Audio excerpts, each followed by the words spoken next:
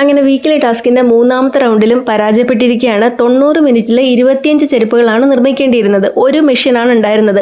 ഇന്ന് യൂണിയൻ ലീഡറായിട്ടുള്ള അക്ബർ നന്നായിട്ട് ജോലി എടുക്കുന്ന ബിന്നീനെ ആദ്യം തന്നെ മാറ്റി നിർത്തി.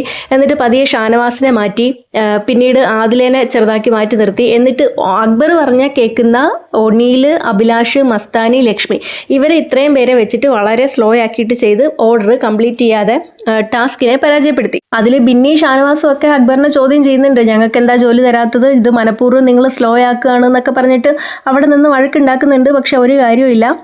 ഈ 90 മിനിറ്റ് കഴിഞ്ഞ സമയത്ത് 18 ചപ്പലാണ് ഇവർക്ക് ഉണ്ടാക്കാനായിട്ട് കഴിഞ്ഞിട്ടുള്ളത്. അങ്ങനെ അവസാനത്തെ ടാസ്കിലും ഇവർ പരാജയപ്പെട്ടിരിക്കുകയാണ്. ഓൾറെഡി അക്ബറും കൂട്ടരും വളരെ സ്ലോ ആയിട്ടായിരുന്നു അവിടെ വർക്ക് ചെയ്തുകൊണ്ടിരുന്നത്. ഇതിനിടയ്ക്ക് ഇൻഡസ്ട്രിയൽ വിസിറ്റ് എന്നും പറഞ്ഞുകൊണ്ട് ഈ സർക്കസിൽ പെർഫോം ചെയ്യുന്ന ആൾക്കാരെ ഫാക്ടറി കാണാനായിട്ട് കൊണ്ടുവരാമെന്നും പറഞ്ഞ് അവരെയും കൂടെ അതിൻ്റെ ഉള്ളിലേക്ക് കൊണ്ടുവന്നു. അങ്ങനെ കുറേ സമയം അതിൻ്റെ പേരിൽ പോയി. അതിൽ റെനയൊക്കെ അവിടെ വന്നിട്ട് സ്റ്റാപ്ലയറും അവരുപയോഗിക്കുന്ന കുറേ സാധനങ്ങളും ഒക്കെ ആ വഴി എടുത്തുകൊണ്ട് പോയിട്ടുണ്ട്. ഏതായാലും ടാസ്ക് പരാജയപ്പെട്ടു. എല്ലാവരോടും തിരിച്ച് വീട്ടിലേക്ക് കയറാനായിട്ട് പറയുന്നു. അപ്പോൾ അവിടെ വന്നിട്ട് അഭിലാഷും ഷാനവാസും കൂടെ അടിയുണ്ടാക്കുന്നുണ്ട്. കാരണം ഷാനവാസ് അഭിലാഷിൻ്റെ ഗെയിമിനെതിരെ സംസാരിക്കുന്നുണ്ട്. സൂപ്പർ ഗെയിമാണ്, നല്ല ഗെയിമാണ് എന്നൊക്കെ പറഞ്ഞ് അഭിലാഷിനെ കളിയാക്കി സംസാരിച്ച സമയത്ത് അഭിലാഷ് തിരിച്ച് ഷാനവാസിനോട് പറയുന്നുണ്ട്, ഇത് ഗെയിമാണ്, ഇത് അങ്ങനെയാണ് കളിക്കേണ്ടത്, ഇങ്ങനെയാണ് കളിക്കേണ്ടത്.